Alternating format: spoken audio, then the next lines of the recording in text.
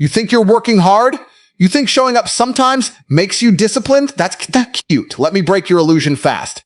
Inconsistent effort doesn't slow progress. It deletes it completely. You don't get half results. You don't get delayed success. You get nothing. Because every time you stop, every time you hesitate, every time you fall back into comfort, you reset yourself to zero like a weak man who never started. You've been lied to your whole life. People told you, just try your best. No, your best isn't the problem. Your lack of consistency is.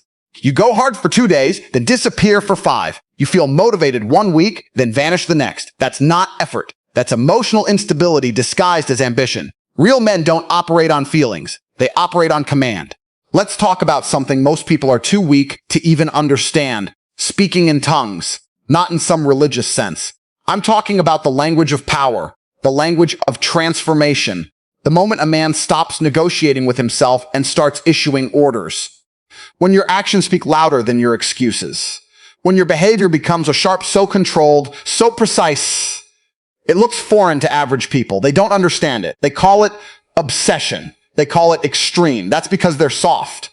Speaking in tongues means you've shifted identity. You're no longer the guy who tries. You're the guy who executes. No debate, no delay. Your habits become your voice. Your discipline becomes your language. You wake up early, not because you feel like it, but because that's who you are. You train hard, not because it's exciting, but because weakness is unacceptable. You move like a man who has already decided he will win. And here's where you fail. You keep switching identities. One day you're focused, the next day you're distracted. One day you're disciplined, the next day you're lazy. That inconsistency isn't random. It's proof you have no control over yourself. You're reacting to a life instead of dominating it. You don't have a system. You don't have structure. You don't have authority over your own mind. Understand this clearly. Discipline is not what you do when you feel strong. Discipline is what you do when you feel nothing. When you're tired, bored, unmotivated, that's where real power is built. That's where identity is forged. Every time you choose action over comfort, you reinforce dominance.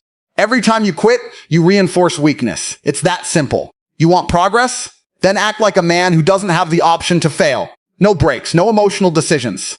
No, I'll start tomorrow. Tomorrow is for losers who need time to prepare excuses. Winners execute now. Immediately. Without hesitation. You keep telling yourself you need motivation, like it's some rare fuel you're waiting to refill. That's the first mistake.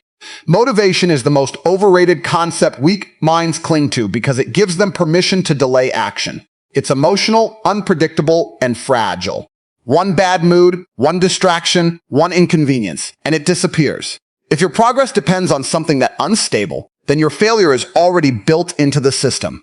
Look at your pattern honestly. On days you feel energized, you push hard, you make plans, you convince yourself this is the turning point. Then the feeling fades, and suddenly everything slows down. You negotiate with yourself, you delay, you lower the standard. That cycle repeats over and over, and you call it trying. It's not trying. It's inconsistency disguised as effort. And inconsistency doesn't produce progress. It cancels it. Discipline works differently. It doesn't ask how you feel. It doesn't care if you're tired, distracted, or bored. It operates like a command system, not an emotional response. You don't wake up and decide whether to execute. Wake up and execute because that's the rule. The decision was already made long before the moment arrived. That's the level most people never reach because they're addicted to choice. They want the option to opt out when it gets uncomfortable. Discipline removes that option completely. The uncomfortable truth is this. Every time you rely on motivation, you're reinforcing a weak identity. You're telling yourself that action is conditional, that effort is optional, that consistency is negotiable. That belief shapes your behavior, and your behavior shapes your results. So you end up stuck in a loop where you start strong, fade quickly, and then wonder why nothing changes. It's not confusion. It's cause and effect. High-level performers don't chase feelings. They build systems that eliminate the need for them. They design routines so structured and non-negotiable that skipping them feels unnatural. Think about it. When something becomes part of your identity, you don't debate it anymore. You don't question whether you'll brush your teeth or show up to something critical. It just happens. That's the level discipline needs to reach. It has to move from effort into identity. Right now, you're operating like someone who still needs convincing, You wait for the right mood, the right energy, the right moment. That's hesitation. That's delay. And delay is the silent killer of progress. While you're waiting to feel ready, someone else is already moving, already building momentum, already separating themselves from you. They don't feel better than you. They're just more controlled than you. There's also a deeper issue. You've trained your brain to associate discomfort with stopping. The moment things get hard, your instinct is to slow down or quit. That's not natural. That's learned behavior. And it only changes when you force yourself to act in direct opposition to it. You have to execute when you don't want to. That's the rewiring process. That's where real strength is built. Understand the difference clearly. Motivation is a spark. Discipline is the engine. A spark might get you started, but it won't keep you moving.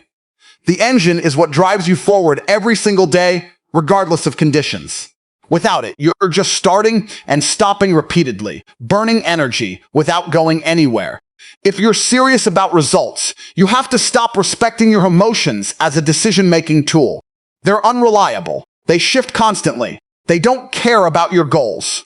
Discipline, on the other hand, is stable. It creates structure, and structure creates momentum. And momentum is what produces real, measurable progress over time. The standard has to change. You don't act because you feel like it. You act because it's required. No debate, no delay, no excuses. That's the shift. That's where control begins. You keep underestimating inconsistency like it's a minor flaw, something you can afford to carry while still expecting serious results. That's a dangerous miscalculation. Inconsistency doesn't just slow you down, it actively works against you. It dismantles momentum, weakens discipline, and conditions your mind to accept interruption as normal. Every time you stop, you're not pausing progress, you're reversing it. Momentum is fragile. It's built through repetition, reinforced through routine, and strengthened through time under pressure. But the moment you break that cycle, everything starts to collapse. Your focus drops, your standards slip, and the next time you try to start again, it feels heavier, harder, more resistant. That's not bad luck. That's the direct consequence of inconsistency. You're forcing yourself to rebuild from a lower baseline every single time. You've probably experienced it without fully recognizing it. You start something with intensity, maybe training, work, or a personal goal. The first few days feel powerful, controlled, focused. Then something interrupts the flow, a distraction, a delay, a lack of urgency. You tell yourself it's temporary, but temporary turns into repeated behavior. Suddenly, the discipline you thought you had begins to fade. What you're left with is not progress, but fragments of effort that never compound into anything meaningful. The real damage isn't just external, it's psychological. Every time you quit or pause without purpose, you send a message to yourself that consistency is optional. That message gets reinforced with repetition. Over time, it becomes part of your identity. You start to see yourself as someone who trees instead of someone who finishes. That shift is subtle, but it's destructive. Because once your identity aligns with inconsistency, your actions will follow it automatically. There's also a brutal truth most people avoid. Your brain is always learning from your behavior.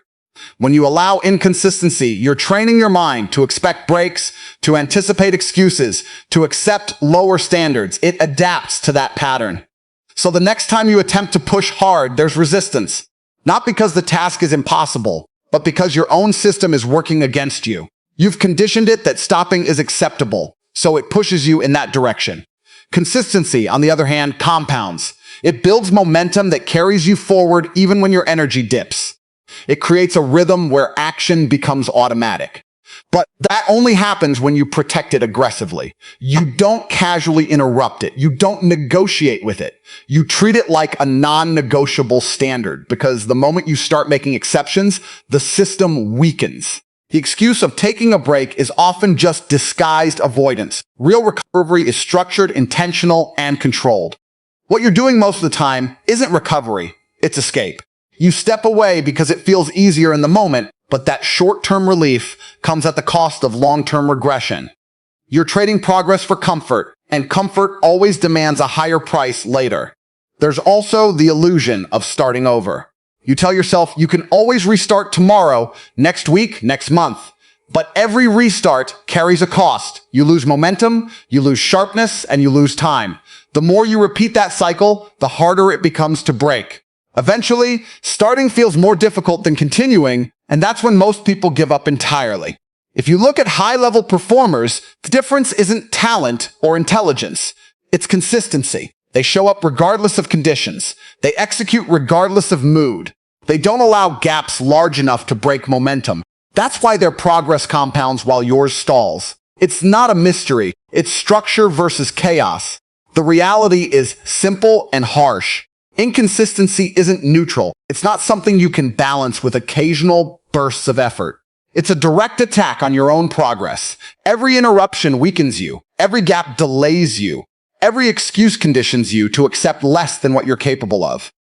And until that pattern is eliminated completely, the results you want will stay out of reach, no matter how hard you try in short bursts. You keep switching versions of yourself like it's harmless, like it doesn't matter which version shows up today. That's exactly why your results are unstable.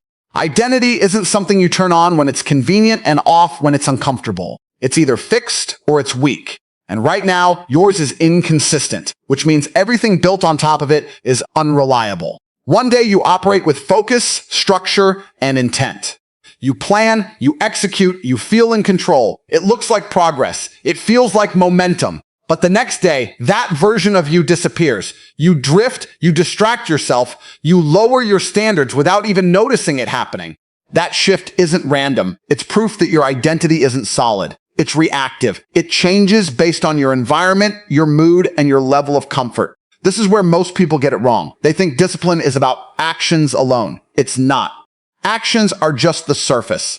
Identity is the foundation. If your identity is unstable, your actions will always be inconsistent. You can force yourself to perform at a high level temporarily, but you can't sustain it because it's not aligned with who you believe you are.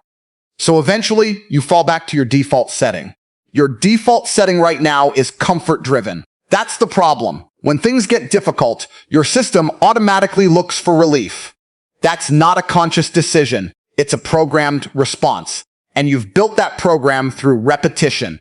Every time you chose ease over effort, distraction over focus, delay over execution, you reinforce that identity. Now it runs in the background without you even thinking about it. The strongest men don't operate like that. They don't rely on temporary bursts of discipline. They build an identity that makes discipline automatic. They decide who they are, and then they act in alignment with that decision every single day. There's no negotiation, no internal debate. The behavior follows the identity, not the other way around. Right now, you're trying to use behavior to compensate for a weak identity. You push hard for a few days, thinking effort alone will fix everything. It won't. Because the moment that effort becomes uncomfortable, your identity pulls you back. It tells you to slow down, to take a break, to ease off. And because you haven't redefined that identity, you listen. You need to understand something clearly. Consistency doesn't come from willpower. It comes from alignment. When your identity and your actions are aligned, consistency becomes natural. When they're not, everything feels like a struggle. That's why you feel resistance. That's why you stop. You're operating out of sync with yourself. There's also a deeper consequence of this instability. Every time you switch identities, you lose credibility with yourself. You stop trusting your own commitments. You say you'll do something, and then you don't follow through. That breaks internal confidence. Over time, you start to doubt your own ability to stay consistent. That doubt weakens your execution even further, and the cycle continues. You can't afford that cycle. If you want control, if you want dominance, if you want real progress, your identity has to become non-negotiable. It has to be defined so clearly that there's no room for variation. You don't wake up and decide who you're going to be that day. You already know. And because you know, your actions follow without hesitation. The shift is brutal but necessary. You stop identifying as someone who trees or someone who sometimes performs. Those identities are weak by definition. You replace them with something absolute. Someone who executes. Someone who follows through. Someone who doesn't break standards under pressure. And once that identity is locked in, your behavior starts to stabilize. Until that happens, you'll keep living in cycles. Short bursts of effort followed by longer periods of regression. Moments of control followed by extended lapses of weakness. It won't matter how much you want success or how capable you are. Without A stable identity, none of it holds. You keep saying you want control, but your daily behavior tells a different story. You wake up without a fixed plan, you react to whatever pulls your attention, and you call that living. It's not. It's drift. And drift is what happens when you're not in charge. If your day is shaped by notifications, moods, or other people's demands, then you're not operating. You're being operated.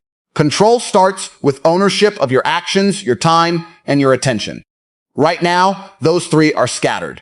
You don't decide exactly what gets done and when it gets decided for you in real time.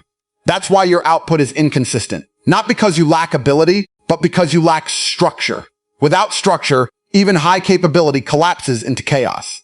Look closely at how you move through a typical day. You intend to focus, but you allow interruptions. You plan to execute, but you entertain distractions. Each small compromise feels insignificant, but they stack quickly. By the end of it, you've spent hours reacting instead of acting. And then you wonder why nothing substantial gets built. The answer is simple. You never created the conditions for control in the first place. Control is not a feeling. It's a system. It's built through clear rules that remove ambiguity. What time you wake up, what you work on, how long you work, when you stop, these should not be open questions. The more decisions you leave to the moment, the more room you create for hesitation and weakness. Decisions made in advance are stronger than decisions made under pressure. There's also the issue of impulse. Right now, your impulses have too much authority. The moment something easier or more entertaining appears, your focus shifts. That's not a lack of discipline, it's a lack of control over attention.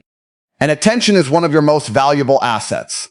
Wherever it goes, your time follows. Wherever your time goes, your results are formed. If you can't direct your attention deliberately, then your outcomes will always be inconsistent. You've trained yourself to respond instantly to stimulation. A message appears, you check it. A thought crosses your mind, you follow it, a distraction shows up, you engage with it. This constant switching destroys depth. It prevents you from building anything that requires sustained effort. High-level work demands uninterrupted focus, but you've built a habit of interruption into your system. Strong operators eliminate that weakness. They don't rely on resisting distractions in the moment. They design environments where distractions are minimized or removed entirely. They control inputs so they can control outputs. That means setting boundaries, limiting access, and creating conditions where focus becomes the default, not the exception. Another gap is your lack of enforcement. You might set intentions, but you don't enforce them. You tell yourself you'll work for a certain period, then you break it early. You say you'll avoid distractions, then you allow them in. Without enforcement, rules are meaningless. And without rules, there is no control, only suggestion. Control also requires consistency in standards. If your standards shift based on how you feel, they'll not standards or preferences. And preferences are weak. They bend under pressure. Real standards hold regardless of conditions. They don't adjust to your mood. They dictate your behavior. The uncomfortable reality is that you're currently too flexible with yourself. You allow exceptions too easily. You justify small deviations, and those deviations accumulate into larger failures. Control demands rigidity in key areas. Not everywhere, but where it matters. Your work, your focus, your execution. If you can't control your time, someone else will use it. If you can't control your attention, it will be captured. If you can't control your actions, your outcomes will always be uncertain.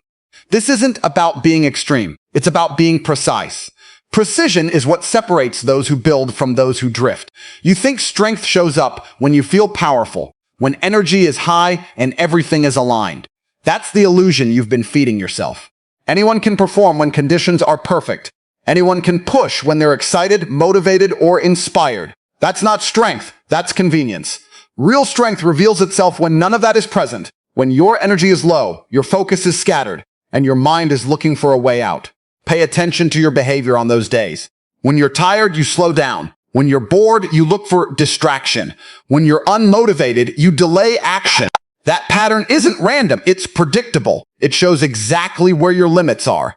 And right now, your limits are defined by how you feel. That's the problem. Because feelings are unstable, and anything built on instability will eventually collapse. There's a moment that decides everything, and it's not when you feel ready. It's when you feel nothing. No excitement, no urgency, no drive. just resistance. That's where most people stop. That's where they tell themselves they'll do it later, that they need a break, that they'll come back stronger. But they don't come back stronger. They come back weaker because they've reinforced the habit of stopping under pressure. When you push through that state, something shifts. Not externally at first, but internally. You prove to yourself that your actions are not controlled by your emotions, that you can execute without needing a psychological boost. That's a different level of control. It's quiet, it's precise, and it's rare. Most people never reach it because they never stay long enough in discomfort to build it. You've trained your mind to associate effort with feeling good. That's why you struggle when the feeling disappears. But high-level performers don't rely on that association. They operate independently of it. They've built a system where action is the default, not the reward. Whether the experience is enjoyable or not is irrelevant. The task gets done because it's part of the standard. There's also a deeper advantage here. When you consistently act in low-energy states, you expand your capacity. What once felt difficult becomes manageable. What once required effort becomes routine. Over time, your baseline shifts. You're no longer limited by temporary drops in energy or focus. You've built resilience that carries you through those fluctuations without interruption. Most people avoid this process because it's uncomfortable. It requires you to act when everything in you is telling you to stop. It requires you to override instinct, to ignore the pull of comfort, to reject the easy option repeatedly. That's not appealing. That's why it's rare. But that's also why it's powerful. There's a clear divide here. On one side, people who act only when conditions are favorable. On the other, people who act regardless of conditions. The first group stays average because their output is inconsistent. The second group progresses because their output is stable. It doesn't spike and crash, it continues. And continuation is what builds results. You've been waiting for the right state to perform. That state doesn't exist consistently enough to rely on. The only reliable factor is your decision to act. And that decision has to be independent of how you feel in the moment. Otherwise, you're handing control over to something that changes constantly. The truth is simple. If you can't execute when you feel nothing, you don't have control. And if you don't have control, you don't have power. The entire game shifts when you remove emotion from the equation and replace it with obligation. That's where consistency is built. That's where real strength starts to take shape.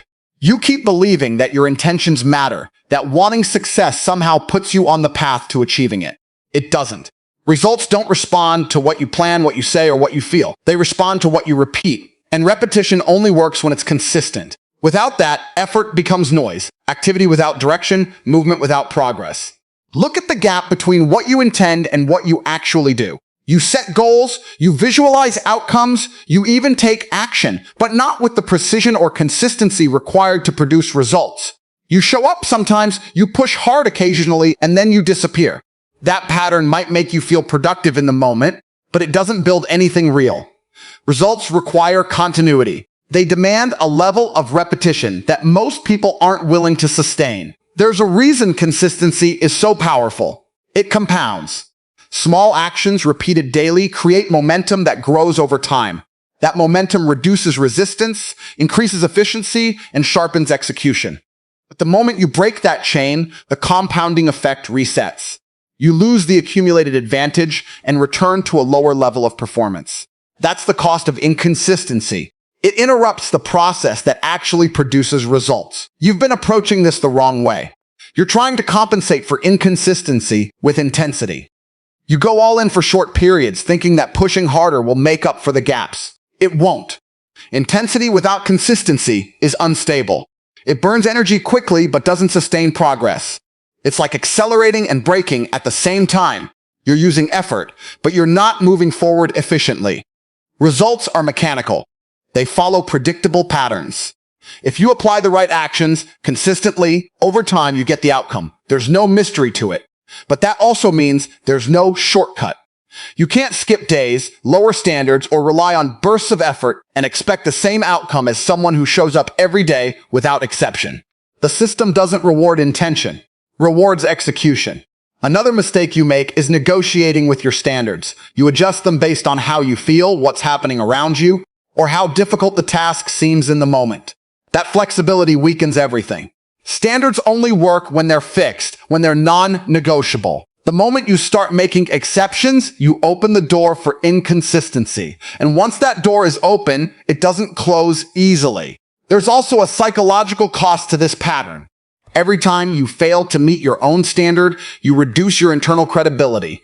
You stop trusting your own commitments. You say you'll do something, and then you don't follow through. That creates doubt, and doubt affects future performance. You hesitate more, you commit less, and your execution becomes weaker. Over time, that compounds into a lack of confidence in your own ability to stay consistent. High-level performers eliminate that variable. They don't rely on belief or motivation to maintain consistency. They rely on structure and repetition. They remove choice from the equation. The task gets done because it's scheduled, defined, and expected. There's no internal debate. That level of clarity reduces friction and increases output. You're still operating in a system where action is optional, where showing up depends on your state. That's why your results are inconsistent. The system itself is flawed. Until you change that, nothing else will matter. Not your goals, not your plans, not your potential. The reality is direct. Results are not emotional. They are a reflection of repeated behavior. If your behavior is inconsistent, your results will be inconsistent. If your behavior is stable, your results will follow. There's no way around it. No strategy can replace it. No shortcut can bypass it. The truth is brutal. You're not stuck. You're inconsistent, you're not unlucky, you're undisciplined. And until you fix that, nothing changes. Not your body, not your money, not your life. So decide, right now.